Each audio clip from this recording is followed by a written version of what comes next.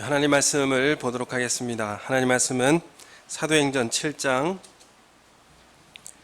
54절부터 8장 3절까지 말씀입니다.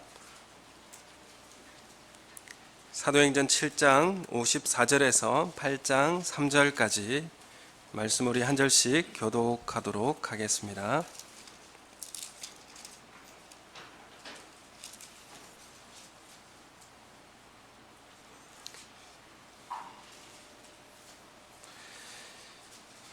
(7장 54절부터 8장 3절까지) 교독함으로 읽겠습니다. 그들이 이 말을 듣고 마음에 찔려 그를 향하여 이를 갈거늘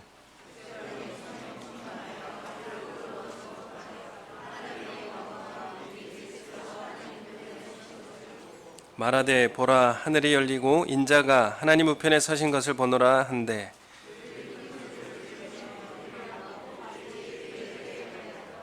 성 밖으로 내치고 돌로 칠세 증인들이 옷을 벗어 사울이라 하는 청년의 발 앞에 두니라.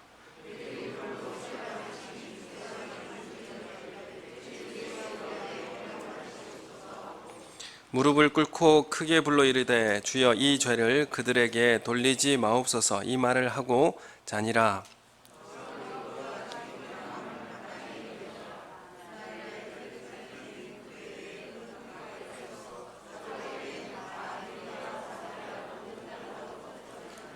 경건한 사람들이 스데반을 장사하고 위하여 크게 울더라. 사울이 교회를 잔멸할새 각 집에 들어가 남녀를 끌어다가 옥에 넘기니라. 아멘. 반갑습니다. 우리 앞뒤 좌우에 계신 분하고 인사하겠습니다. 사랑합니다. 네, 축복합니다. 감사합니다. 우리 가정에서 예배드리는 우리 권사님, 또 가정에서 드리는 우리 성도님들, 하나님의 은혜와 축복이 함께하기를 소원합니다. 우리가 사도행전 7장 54절, 7장 8장을 넘어가면서 중요한 그런 새로운 역사가 그려지고 있는 것을 우리가 확인하게 됩니다. 여러분, 지금 우리가 그런 시점에 서 있는 것으로 생각되어지는데, 이런 새로운 역사의 시작을 경험할 때에 많은 고통과 또한 어려움도, 환난과 핍박들이 있었다라는 것을 우리가 이제 알게 됩니다. 오늘 아침에도 그동안 안 오셨던 구청에서 신방 오셔가지고 떨어져서 앉으라. 또 저보고 11월 달부터는 또 목사님도 마스크 써야 된다 그래가지고 숨 막혀서 못 하겠다 그러니까 그래도 하셔야 됩니다. 이렇게 또 이런 이제 신방을 또 받았네요. 오래간만에 오셔가지고 우리 앉으실 때 요 앞에까지 쭉 다 앉으셔서 지그재그로 이렇게 잘 앉아주시고 또 예배를 우리 함께 드리시면 좋겠고, 또 가정에서도 시간을 지키시고 하나님 앞에 예배 드리는 그런 모습으로 함께 참여하셨으면 좋겠습니다. 여러분, 이 고통이라고 하는 것, 이 핍박이라고 하는 것, 이것이 무엇인지에 대해서, 좋고 나쁜 것에 대해서 획일적으로 뭘 결정하기가 참 어려운 문제입니다. 이 고통을 통해서는 어떤 면으로 이 어려움이 있을 때에 고매한 인격으로 단련될 수 있기 때문에 그렇습니다. 그래서 종교개혁자 루터는 이렇게 말했어요.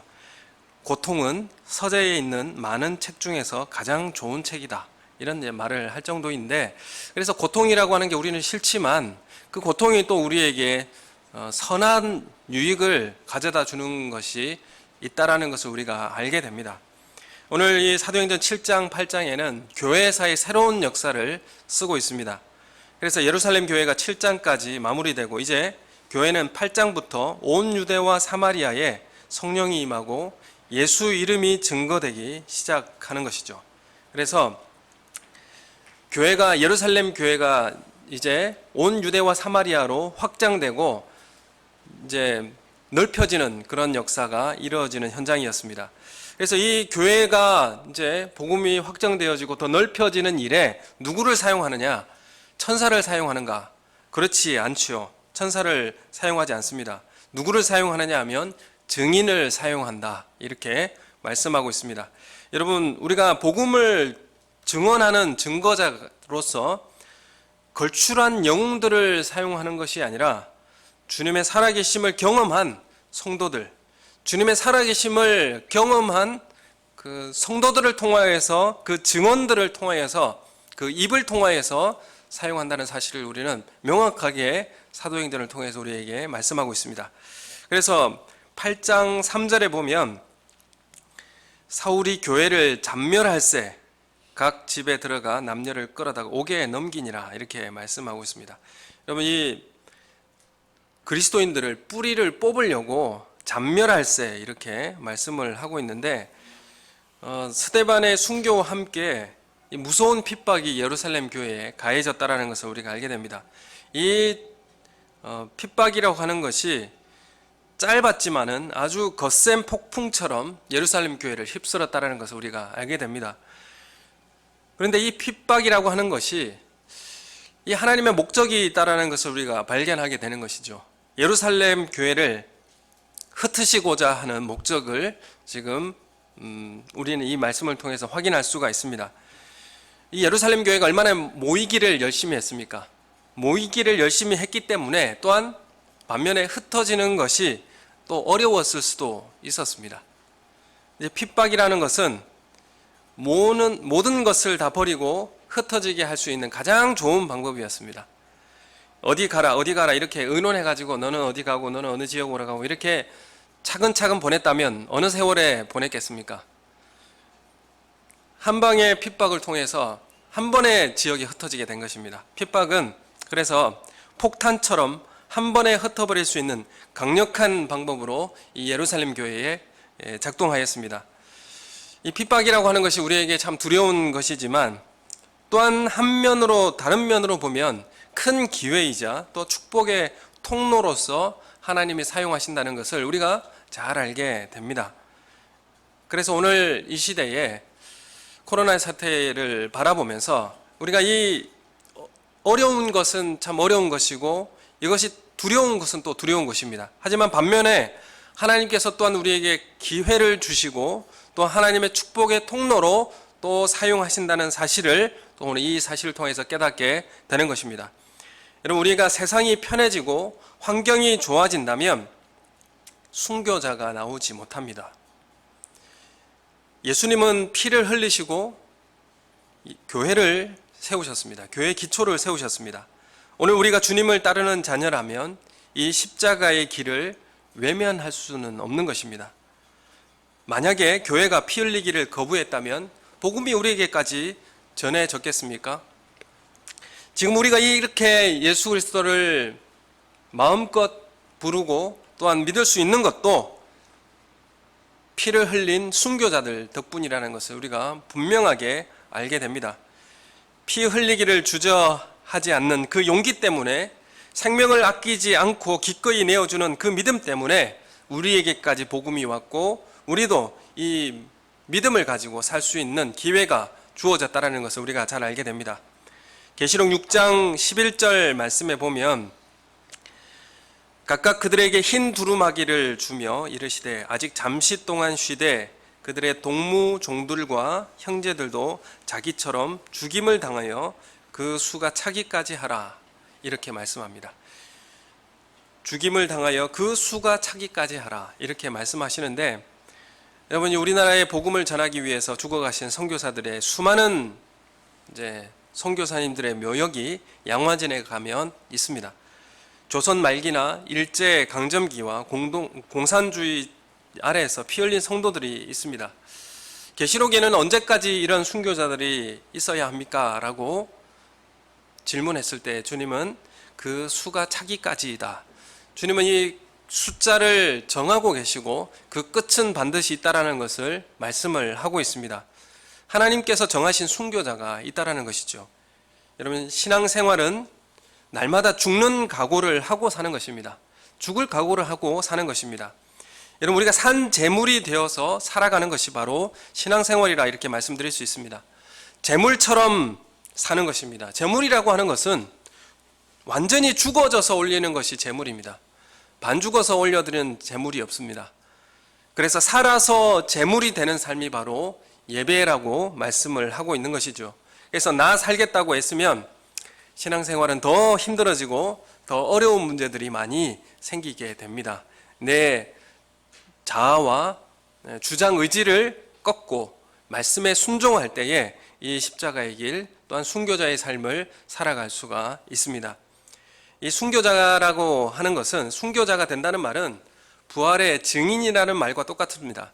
이 마르투스라고 하는 헬라어 단어가 순교자와 증인에 대한 똑같은 단어로 사용합니다. 그래서 이 증인이라고 하는 것이 무슨 증인입니까?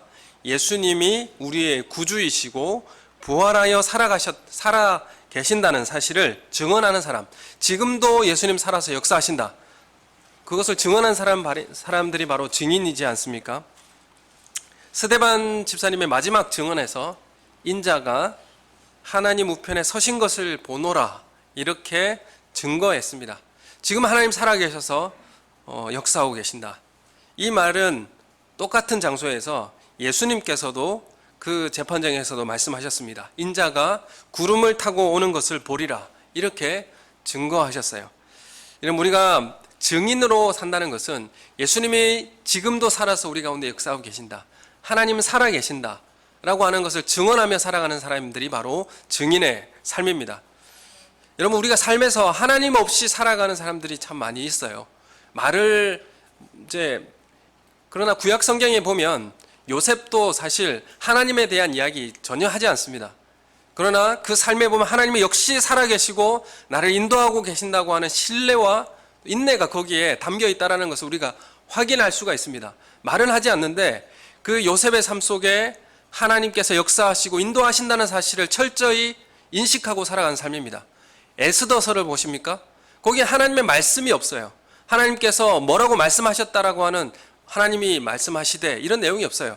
그러나 그 삶에는 하나님이 살아서 우리 가운데 역사하신다, 그것도 포로로 잡혀있는 이국 땅에서 하나님은 반드시 역사하신다, 그런 신뢰가 그 가운데 담겨있는 삶을 살았습니다. 여러분, 우리가 이 땅에 살아가는 증인의 삶이 무엇입니까?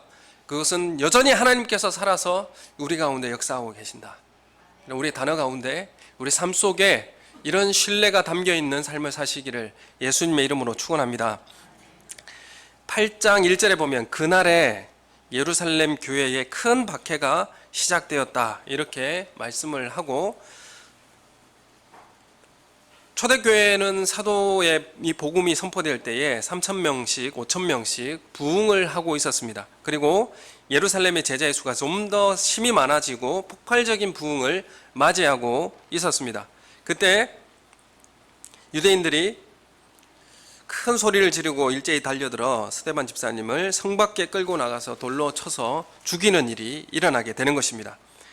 이게 이제 교회의 첫 번째 순교자로서 시작이 되었는데, 이 일을 계기로 해서 그렇게 부흥하고 왕성했던 예루살렘 교회는 큰 박해가 시작되게 되었습니다. 사울이 이 일에 정열을 쏟아서 그리스도인들을 잡아 가두고 죽이는 데에 앞장섰습니다. 1절에 보면 교회에 큰 박해가 있어 사도 외에는 다 유대와 사마리아와 모든 땅으로 흩어지니라, 이렇게 말씀하고 있는데, 이 흩어진 모든 사람들이 누구는 남았다고 말씀하고 있냐면 사도는 남았고 나머지는 다 흩어졌다, 이렇게 말씀하고 있죠. 그래서 8장 4절부터 이하에 보면 빌립 집사님의 이제 사역이 나오게 되는데, 이 흩어진 사람 중에 그 한 사람이 또 빌립이라고 하는 사람을 8장 4절 이하에는 기록을 하고 있습니다. 사도들로부터 복음이 시작되어서 스데반으로 이어지고, 스데반은 이제 또 흩어진 사람으로 이 복음이 증거되어지고 전해진다는 것을 말씀하고 있는데, 여러분, 우리 교회도 이 복음의 4대, 제자의 4대, 영적 4대가 형성되어야 할 줄로 믿습니다. 바울이 디모데를 세우고 디모데가 또한 충성된 사람들을 세우고 또 그 사람들이 또 더 많은 사람들을 세워나가는 이런 영적 4대가 이루어지는 것들이 우리 가운데도 필요하죠. 예루살렘 교회도 사도를 통하여서 스데반 집사님을 세우고 또 그 스데반 집사님들의 증언과 그 삶을 통하여서 많은 사람들이 그 복음에 함께 참여한 사람들이 세워져 가고 있다는 사실 우리가 보게 됩니다.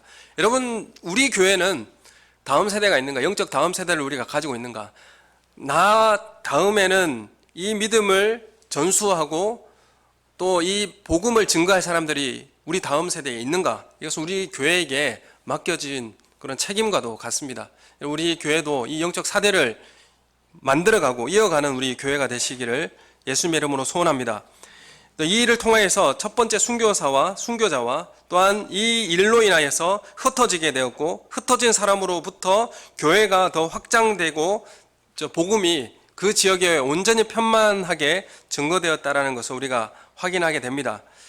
여기 사도는 핍박에도 불구하고 이제 예루살렘 성에 남아 있다라는 것을 우리가 눈여겨 볼 수 있지만, 8장에 들어가서 하고 싶은 말씀은 사도가 아니라 모든 사람들, 그러니까 성도들이 이 모든 복음의 전파자들이 되어서 흩어졌다고 이렇게 말씀하고 있는 것입니다. 여러분, 그러니까 하나님께서 예루살렘 교회 핍박을 허락하셨고, 그것으로 인해서 누구에게 복음의 증거자로서 이 바톤을 이어받았다라는 것입니까? 성도들이 이 바톤을 이어받고 온 땅으로 흩어졌다라는 것을 말씀을 하고 있습니다. 복음의 전파자들이 되어서, 증언자들이 되어서 각 삶 속에 지역에 흩어졌다, 이렇게 말씀을 하고 있습니다. 처음 순교자는 이 스데반 집사님으로 시작되었습니다. 이것이 사도의 전유물이 아니다, 순교라고 하는 것은 사도만이 할 수 있는 일은 아니다 라는 것을 말하고 있는 것이죠. 그리고 그 핍박이 오자 우리들과 마찬가지로 모두 견디지 못하고 다 도망갔습니다. 성도들 다 흩어졌어요. 그 사람들 중에 빌립이 있는데, 그 빌립은 어디로 갔냐면 사마리아 성으로 도망갔습니다. 그런데 그곳에서 뭘 했겠습니까? 그곳에서 복음을 전했습니다. 복음의 말씀을 전하자 폭발적인 역사가 일어났어요. 어떤 역사가 일어났느냐 하면, 표적도 일어나고 또 기적도 일어나고 또 귀신도 떠나가고 또 중풍병자, 질병들도 떠나갔다라는 것을 우리가 확인하게 됩니다. 그래서 이 복음을 전하는 일, 증인이 되는 일은 저만 하는 일이 아니라 모든 성도들이 다 할 수 있다라는 것을 말씀을 하고 있습니다. 여러분, 그래서 특권적 일이 아니라 복음이라고 하는 것은 누구나 전하면 되는 일이고 모두가 전해야 하는 일이라는 것을 말씀하고 있습니다. 우리와 똑같이 핍박과 환난이 오자 견디지 못하고 도망가는 우리와 똑같은 사람도 이 복음 전하는 일에 함께 사용된다라는 것을 말씀을 하고 있습니다. 그래서 하나님은 특별한 사람을 가지고 일하는 것이 아니라 하나님의 복음에 순종하는 사람들을 통하여서 일한다는 사실을 분명하게 말씀하고 있습니다. 여러분, 그래서 세상에서 자랑거리가 많은 사람들, 그리고 성공했던 사람들을 통해서 사용하는 것이 아니라 순종하는 사람들로서 하나님의 일은 이루어 가신다는 것을 우리가 확인하게 됩니다. 여러분, 유대인들은 자기 자랑하는 것들이 많았습니다. 특권들도 많았습니다. 유대인들이 가진 특권 뭡니까? 할례이죠. 할례를 통하여서 난 하나님의 백성 되었다라고 한 특권이 있었고, 율법을 가졌다, 성전을 가졌다, 이것이 그들에겐 자랑이요, 특권이었습니다. 그런데 이런 자랑이 있었다고 할지라도 예수님을 몰랐어요. 여러분, 우리가 자랑하는 것이 많다고 해서 예수님을 알 수 있다, 이렇게 말할 수 없는 것입니다. 여러분, 이름 없는 순교자 한 알의 썩는 밀알이 자신을 부인하고 십자가 지는 이것을 통하여서 복음이 증거된다는 사실을 우리에게 말씀을 하고 있습니다. 어떤 특권을 가진 사람이 아니라 순종하는 사람을 통해서 하나님은 사용하신다는 것을 분명하게 말씀하고 있는 것입니다. 여러분, 이 시대에 우리가 각 가정으로 또 예배의 모습이 다 흩어졌습니다. 잘 모일 수 없는 시대가 되어버렸고, 이런 가운데 우리는 이 일에 대해서 흩어진 사람들이 해야 할 일이 있다는 것을 오늘 이 시대 우리에게 말씀하고 있습니다.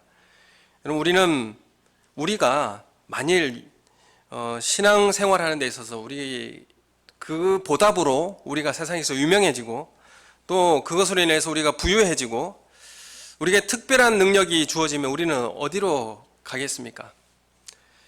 우리는 사망의 그늘진 곳으로 가겠습니까? 슬픈 자의 곁으로 가겠습니까? 낮은 사람의 곁으로 가겠습니까? 우리가 부유해지고 또 우리에게 유명해지게 된다면 우리는 값비싼 옷, 명품으로 치장하고 더 많이 모으고 오래 살겠다고 하는 사람 옆으로 더 가까이 가지 않겠습니까? 우리가 고통받는 것 자체는 하나님께서 우리에게 원하시는 것이 아닙니다. 그렇지만 하나님께서 고통을 허락하신 것에는 분명한 이유가 있다라는 것을 우리가 오늘 사도행전 7장, 8장을 통해서 확인할 수가 있는 것입니다. 여러분, 가장 아름답고 향기가 짙은 장미는 새벽 2시에 이제 향기가 가장 진하다고 합니다. 그래서 그 새벽 2시에서 3시에 칠흑같이 캄캄한 그 시간에 가장 아름답고 향기가 좋기 때문에 장미꽃을 이제 딴다고 합니다. 여러분, 인생의 아름다움과 향기도 이같이 캄캄한 고통의 밤과 시련을 통하여서만이 아름다운 향기와 그 빛깔을 낼 수가 있는 것이지 않겠습니까? 여러분, 고린도전서 1장 26절 이하의 말씀을 우리 한번 같이 읽어보면 좋겠습니다. 고린도전서 1장 26절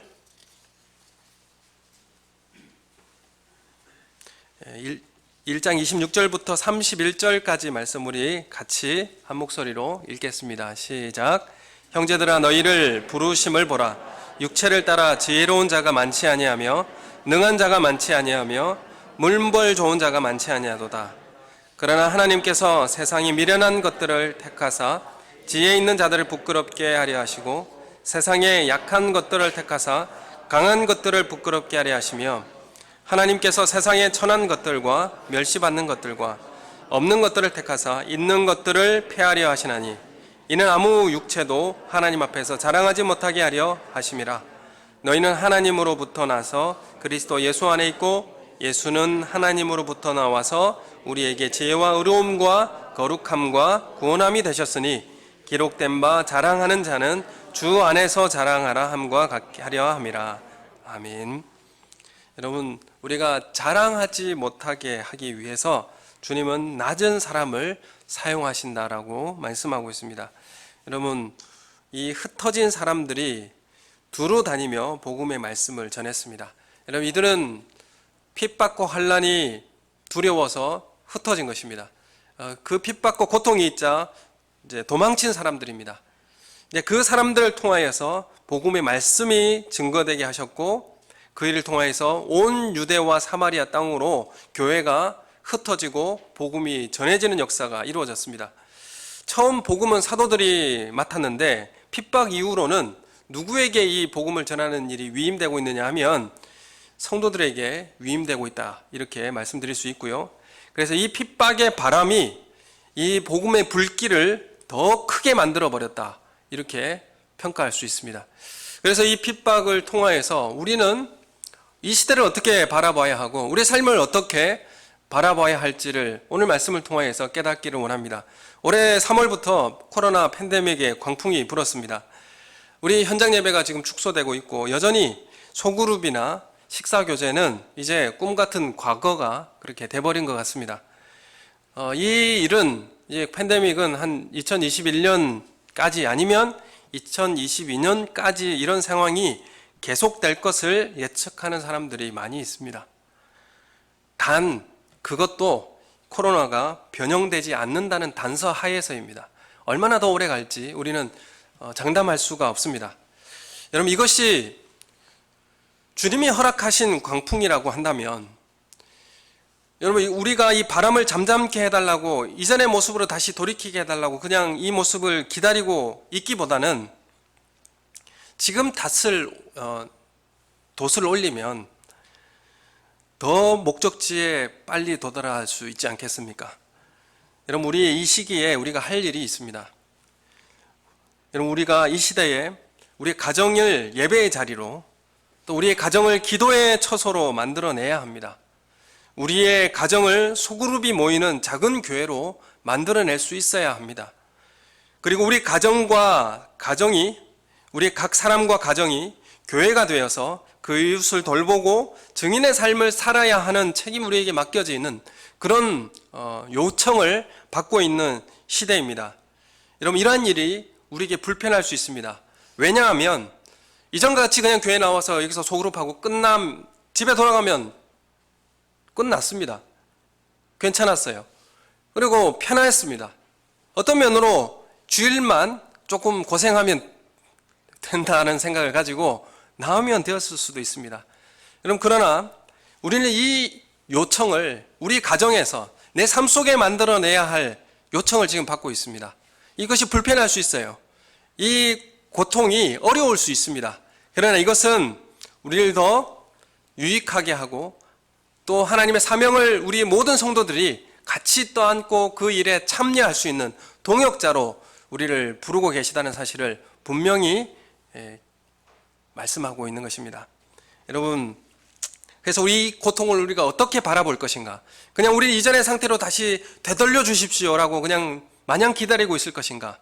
우리가 이 고통을 새롭게 봐야 할 것이고 이 어려움을 새로운 시각으로 바라보아야 하는 시선이 우리 가운데 필요할 줄로 믿습니다.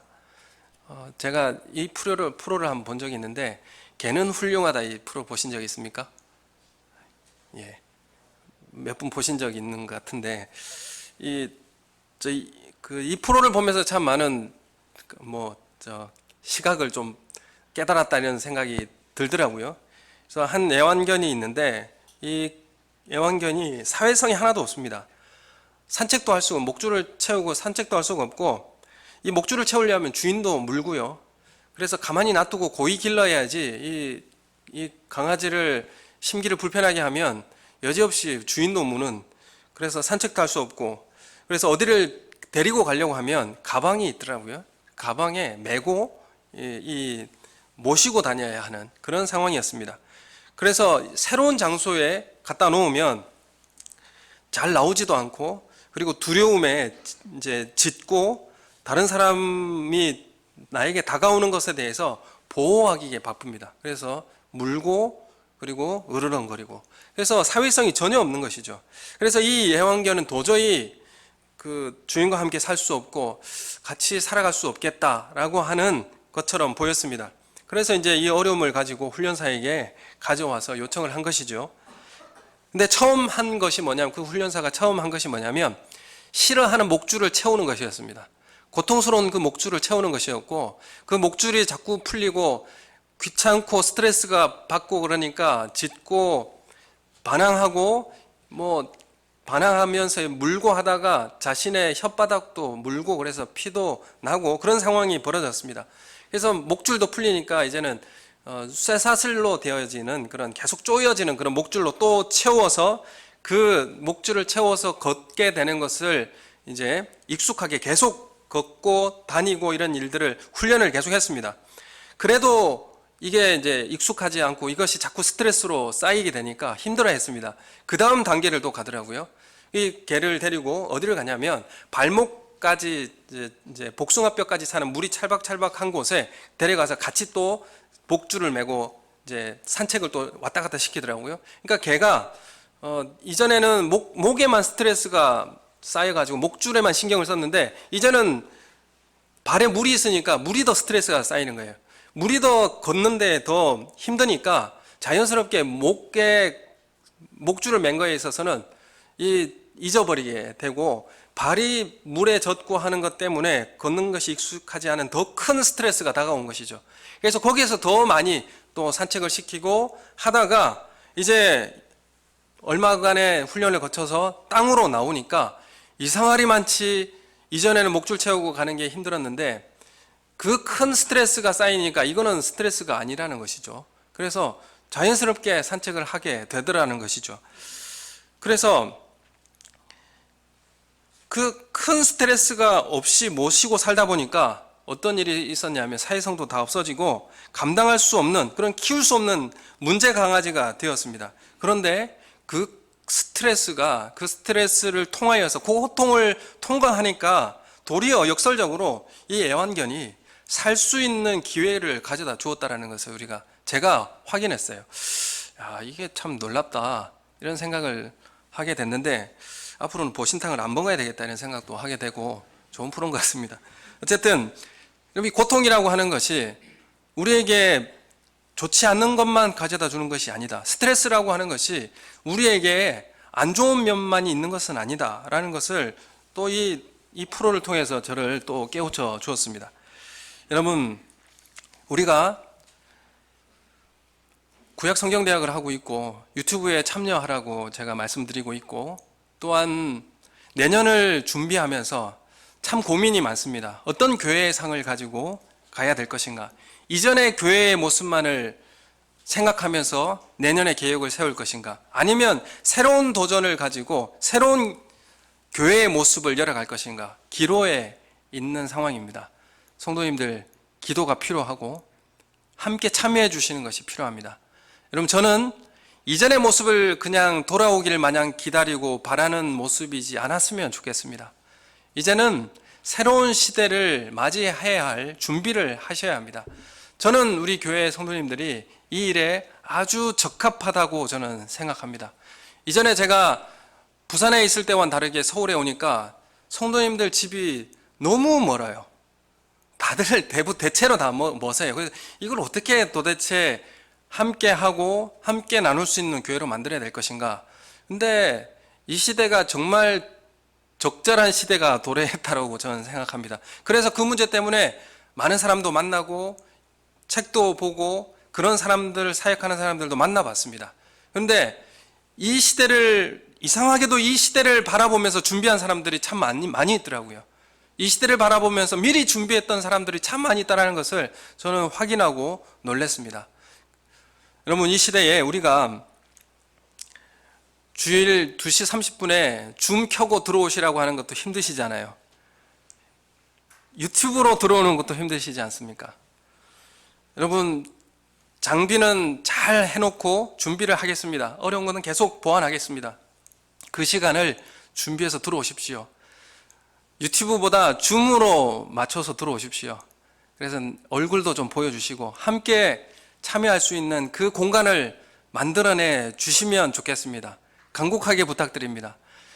그런 모습으로 참여해 주시고 함께 그 예배의 시간, 그 공간을 만들어내는 우리 성도님들 되시기를 소원합니다. 그리고 더 앞서가서 저는 각 지역을 소그룹으로 만들었으면 좋겠습니다. 이제는 교회에 와서 소그룹으로 올해 좀 해보려고 했더니 이거 해보지도 못하고 소그룹을 모여볼 수도 없었어요.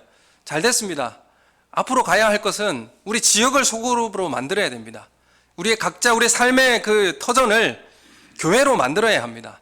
우리 교회, 우리 집 가정을, 우리의 삶을 교회로 만들어내야 합니다.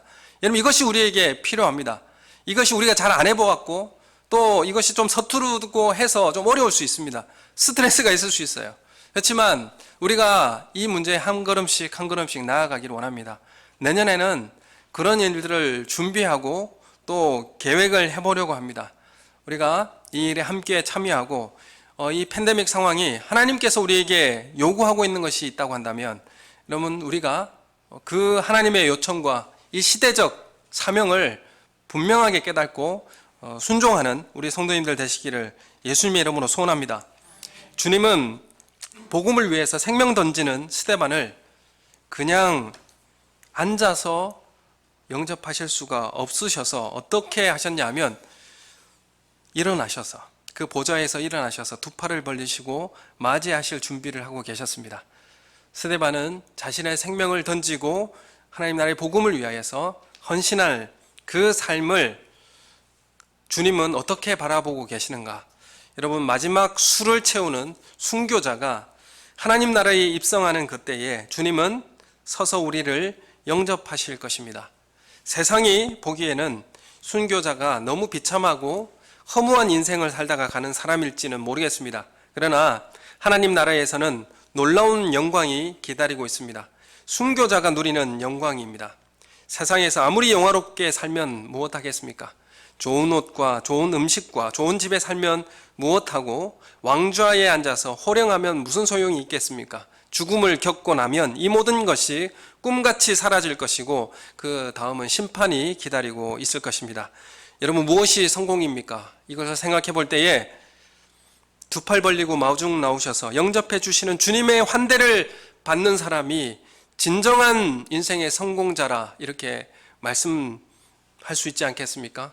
여러분, 이 시대 우리가 깊이 생각해 보고 정말 예수 믿는 것 때문에 멸시당할 수 있고 예수 믿는 것 때문에 가난할 수도 있고 예수 믿는 것 때문에 초라할 수도 있는 삶입니다. 이런 일이 끝난 다음에 주님 앞에 서는 그 순간 하늘 영광이 나를 둘러싸고 주님의 팔이 나를 안아주신다면 이 땅의 모든 것을 포기하고 고난받기를 택할 수 있을 것입니다.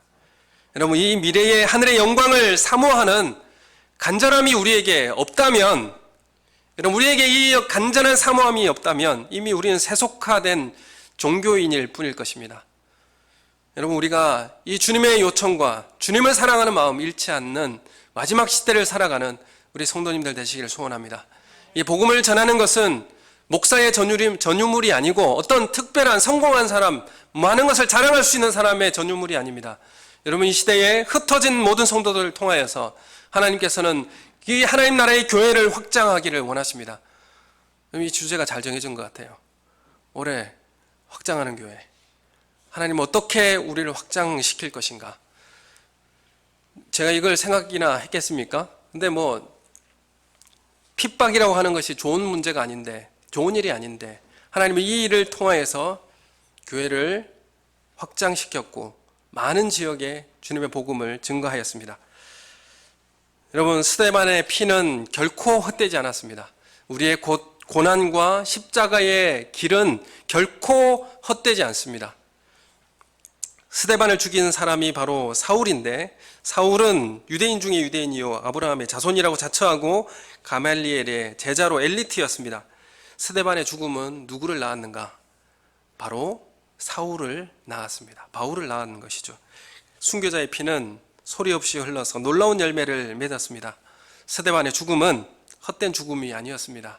내가 이 땅에서 살아갈 때에 초라해 보이고 죽어가는 것 같지만 여러분, 그렇지 않습니다. 순교자의 피는 헛되지 않습니다. 그래서 순교자의 피는 놀라운 열매를 맺었습니다. 스데반의 죽음은 더 위대한 복음의 전도자를 만들어냈고 죽었습니다. 아벨의 피가 땅에서 하늘을 향해 소리친 것처럼 스데반의 피는 바울의 가슴 속에서 소리치고 있었습니다. 눈물을 흘리며 씨를 뿌리는 자는 기쁨으로 거두리로다, 이렇게 말씀하고 있습니다. 여러분, 파종이 없이는 결실이 없습니다.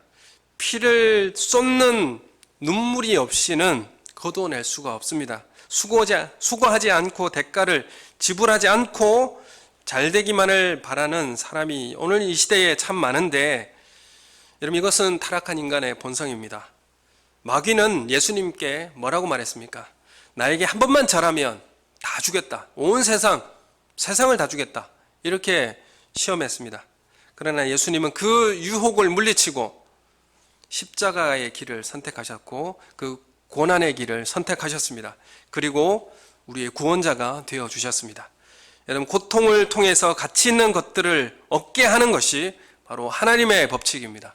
여러분, 십자가의 길을 걸어가시고 순교자의 길을 걸어가시기를 소원합니다. 그래서 주님의 증언된 증언자로서 살아가기에 부족함이 없도록 살아가시기를 소원합니다.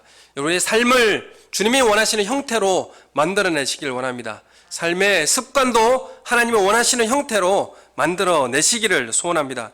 진짜 귀한 것은 고통을 통해서 옵니다.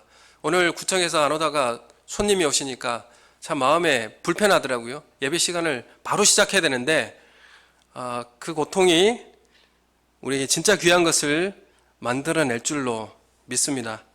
거기에 하나님께서 숨겨두시고 계시는 보화가 있을 줄로 믿습니다.